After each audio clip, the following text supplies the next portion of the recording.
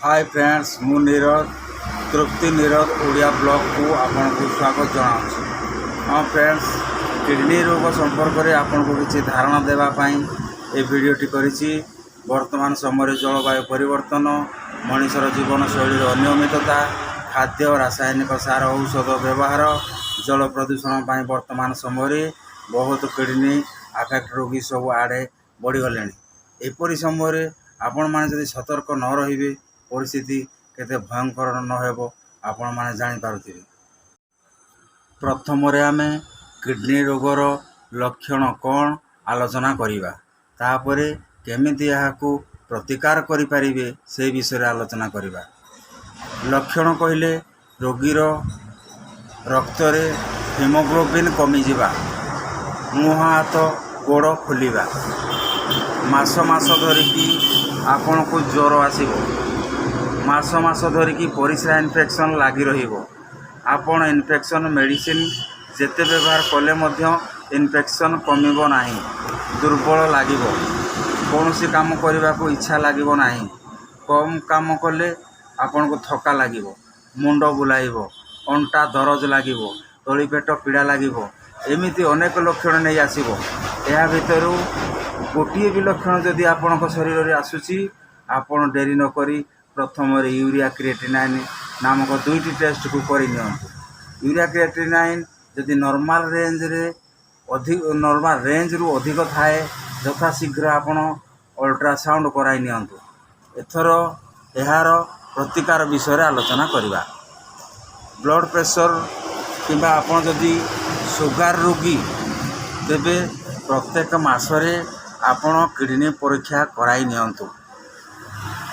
आउ सुस्थ परिवेश रहिबा पई चेष्टा करंतु।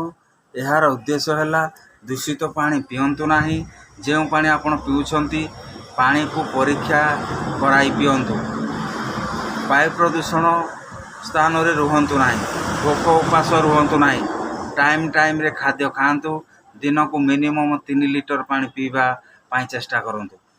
गरिष्ठ खाद्य रु दूरे रुहंतु। तेल मसला फास्ट फूड आमिष खाद्य को नियंत्रण रे रखंतु।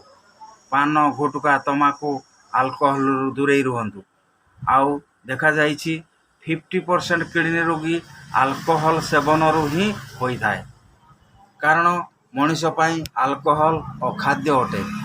बाइक कंपनी तैयारी करिछि पेट्रोल रे चलिया पाई, किंतु जदि आपण बाइक को डीजेल पकाई चलिबो निश्चित, किंतु कम दिन रे इंजन खराब हो जिवो। सेमिति भगवान सृष्टि करिसंती मनुष्य शरीर को भात डाली तरकारी खीरी पूरी फलमूल खाइबा, किंतु मद पीवा नुह। तेणु अल्कोहल दूरे रुहंतु। अल्कोहल आपण पाई प्राणघाती होई पारे। तली पेट पीड़ा, अंटा दरज हेबा किडनी खराब भी एक सिंबल अटे। तेणु यह भितर आपणकर पाखरे जदि कौन सी गोटे भी लक्षण आसे आपन डेरी न करी अति शीघ्र यूरिया क्रिएटिनाइन ये दुईटी टेस्ट को ब्लड रे कर दिंतु। जदि यह नॉर्मल रेंज अधिका बाहर तेज आउ डेरी न करी आपन अति शीघ्र अल्ट्रासाउंड गोटे कर दिंती।